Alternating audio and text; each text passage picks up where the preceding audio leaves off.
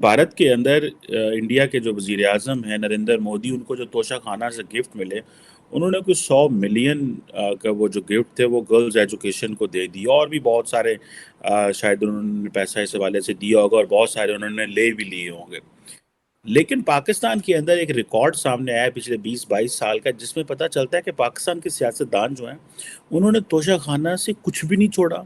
सिर्फ किताबें जो हैं वो कहते हैं छोड़ी हैं, बाकी मोबाइल, घड़ियाँ और इस चीज़ में जनरल्स जो हैं, जो उस वक्त सियासी हुकूमतों के साथ होते थे, वो भी इसी तरह हाथ साफ करते रहे। यहाँ पे नरेंद्र मोदी साहब को लोग, बहुत सारे लोग बुरा भला भी कहते हैं, लेकिन मजबूर होते हैं कि यार वो ऐसा कुछ कर लेते हैं कि फिर उनका जिक्र आता है और अच्छे अल्फाज में उनका जिक्र आता है। ये मैं और आप नहीं कह रहे हैं, ये इस वक्त मीडिया में जो भी इसके ऊपर शो कर रहा है, तो वहां पे कोई ना कोई पैनलिस्ट बैठ के ये जिक्र लाजमी कर रहा है। ये चीज बड़ी इंपॉर्टेंट है। लेकिन आरजू, हम कुछ सीखेंगे या नहीं, ये मेरा आपसे असल सवाल। और एक कमरे में रहते हैं, अपने चाय पानी सबका पैसा खुद देते हैं, कपड़े खुद पहनते हैं। अब इनका कैरेक्टर और एंड इज नॉट करप्टेबल, इनका character is impeccable, is not corruptible. अभी जो प्राइम मिनिस्टर मोदी है, रात को 3 घंटे सोना, योगा करना, एक नियमित जिंदगी जीना, और पिछले 20-21 सालों से इन्होंने छुट्टी नहीं ली है, पिछले 21 सालों से इन्होंने छुट्टी नहीं ली है। जय हिंद दोस्तों, पाकिस्तान ब्रेकिंग न्यूज चैनल में आप सभी का हार्दिक स्वागत। आज पाकिस्तान भी भारत के प्राइम मिनिस्टर नरेंद्र मोदी की तारीफ कर रहा है और कह रहा है कि अब पाकिस्तान को सुधरना है तो उनको भी प्राइम मिनिस्टर नरेंद्र मोदी जैसा प्राइम मिनिस्टर मिलना चाहिए। वहीं पर बहुत सारे पाकिस्तानी मिनिस्टर हैं जिनके ऊपर अलग अलग चार्जेस है, जहां पर उन्होंने पूरे मुल्क को लूट कर उनका पैसा बाहर लेके गए।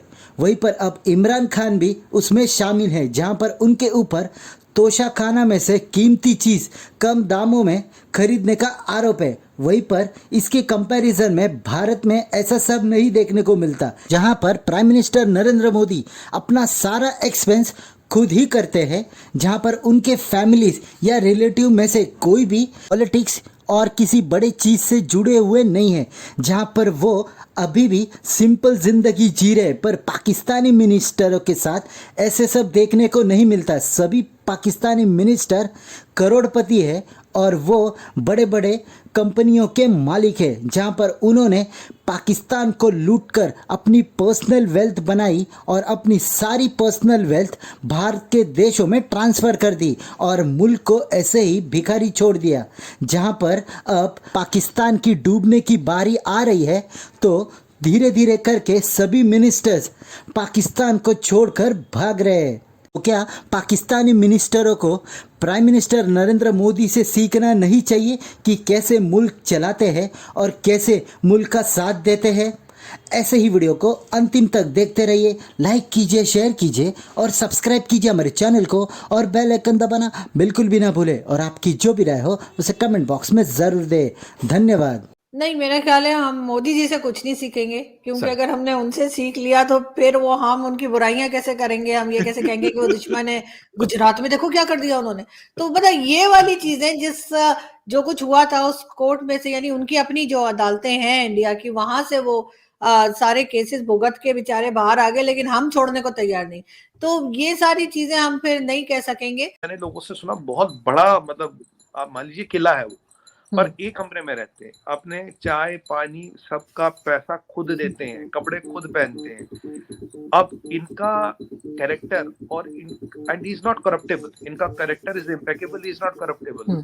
अभी जो प्राइम मिनिस्टर मोदी है, रात को 3 घंटे सोना, योगा करना, एक नियमित जिंदगी जीना, और पिछले 20-21 सालों से इन्होंने छुट्टी नहीं ली है, पिछले 21 सालों से इन्होंने छुट्टी नहीं ली है।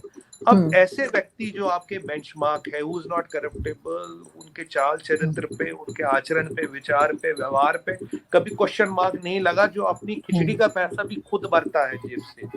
तो अब ऐसे लोग जब आते हैं तो उनके नीचे जो लोग आते हैं वो भी वैसे आते हैं। He can demand work because he is above all of them. वो वर्क को डिमांड कर सकते हैं क्योंकि वो खुद ऐसे हैं, और उनका जो विजन है वो फ्यूचरिस्टिक है कि आने वाले 50 सालों में क्या होगा।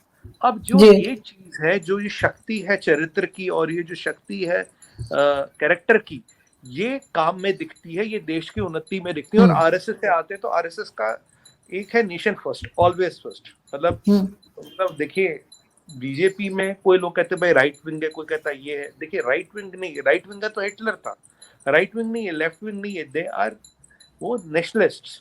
और इस नेशनलिज्म से ही काफी लोग दुनिया में घबराते हैं, काफी लोग डरते हैं। ये जो नेशनलिज्म की ताकत है, ये जो सेल्फलेस कंट्री की को सर्व करने की ताकत है, आरजू जी ये ग्राउंड पे दिख रही है, ग्रास रूट लेवल तक जा चुकी है। इतना जा चुकी है कि पाकिस्तान के लोग भी कह रहे हैं हमें मोदी चाहिए, क्योंकि आपके जितने भी हुक्मरान आते हैं हर एक के ऊपर बिलियंस डॉलर्स के स्कैम है। अब ये तो है कि किसी के पास कितने 100 बिलियन डॉलर का, किसी के पास कितना कम है। स्कैम हर पे, करप्ट हर कोई है। बिल्कुल। अब रोटी खाने का काम, अब तो आप तो खैर उसमें जाएंगे नहीं, वो हर एक को पता दुनिया में जाया है। और यहाँ एक आदमी है जो अपने दूध और पत्ती के पैसे भी खुद देता है। तो और वो जो चीज दुनिया को दिख रही है, अगर आप देखें इनका जो ये कैरेक्टर दुनिया को दिख रहा है, इनका जो सेल्फलेस नेशन बिल्डिंग दुनिया को दिख रही है, और इंडिया बदल रहा है, इंडिया बदल रहा है। आरजू जी मैं सच कह रहा हूँ, मैं काफी जगह घूमा रहा हूँ, पर मैंने जो 8-9 साल में चेंज देखा है वो कभी नहीं, कहीं नहीं देख रहा। और अब आप देखिए, अब तो लोग कह रहे हैं it is the century of India, centuries of India. अब ये भी कह रहे हैं कि Indian rupee is the new dollar. और इसलिए हमें कुछ सीखने की, हम नहीं समझती कि हम कुछ भी सीख पाएंगे, ना सिर्फ इंडिया से बल्कि बहुत सी और दूसरी कंट्रीज भी हैं जहां से हमें बहुत कुछ सीख लेना चाहिए। लेकिन अनफॉर्चुनेटली ऐसा नहीं है। और यहाँ पे ये जरूर है कि जैसा मैंने पहले भी शायद कहा कहीं कि हमारा किसी ने बुरा नहीं किया। जो कुछ हमारे यहाँ हो रहा है इस वक्त, जो हालत है हमारी, हमने खुद किया है, हम खुद जिम्मेदार हैं। और हम किसी के ऊपर उंगली नहीं उठा सकते कि जी उसने हमारी इकोनॉमी खराब कर दी, या किसी ने हमारी फॉरेन पॉलिसी खराब कर दी, या एजुकेशन सिस्टम हमारा जो है वो खराब किया है। ये सब कुछ हमारा अपना किया हुआ है, और जब भी हम भुगत भी रहे हैं। आपने इसको इंडिया के साथ कंपेयर किया है, तो उसकी वजह से एक पूरा जो है ना, एक लगता है कि पाकिस्तान को, पाकिस्तान की जो रूलिंग एलीट है फ्रॉम डे वन, उन्होंने तोशाखाना के तौर पे ही उसको ट्रीट किया, पूरे मुल्क को एज ए तोशाखाना जो है मिसयूज किया। और उसमें जहाँ जिसका हाथ पड़ा, अपनी जस्टिफिकेशंस और अपनी एक्सप्लेनेशंस के तहत उसने वो हाथ डाला। लेकिन ये इतना बड़ा डिफरेंस कैसे आ गया इंडिया और पाकिस्तान के दरमियान, जबकि दोनों लोग जो हैं वो सदियों तक और हज़ारों सालों तक एक ही तरह की डिस्पेंसेशन के अंदर रहे, एक तरह का साइकोलॉजिकल मेकअप रहा उनका, एक तरह के हुक्मरान उन पे मसल्लत रहे, एक तरह का कॉलोनियल जो सुप्रेशन है वो उन्होंने देखा, एक तरह के सिस्टम में आके खोली। तो इतना बड़ा फ़र्क क्यों पड़ा? ये चीज़ अगर आप समझ जाएं तो आपको तोशाखाना की जो लूट खसूट हुई है उसका सारा जो है, मैं समझता हूँ कि पूरा प्रोफाइल जो है वो सामने आ जाता है। और उसकी वजह ये है कि देखें जी, डे वन से जो कुछ इंडिया ने किया वो अवाम के मफादात के लिए किया।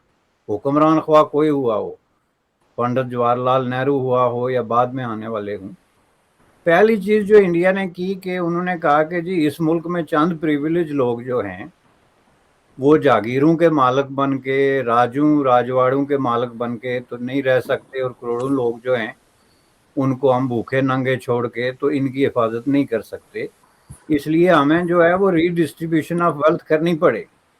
और जो रीडिस्ट्रीब्यूशन ऑफ वेल्थ की उन्होंने बात की, वो उन्होंने इस जस्टिफिकेशन की बुनियाद पे की कि अंग्रेज़ों ने बर्रे सगीर में ये जो हमारी ज़मीनें थी, हमारी जागीरें थी, इनको अपना जो है ज़ाती माल समझ के तो अपने पसंदीदा लोगों में तकसीम किया हुआ है।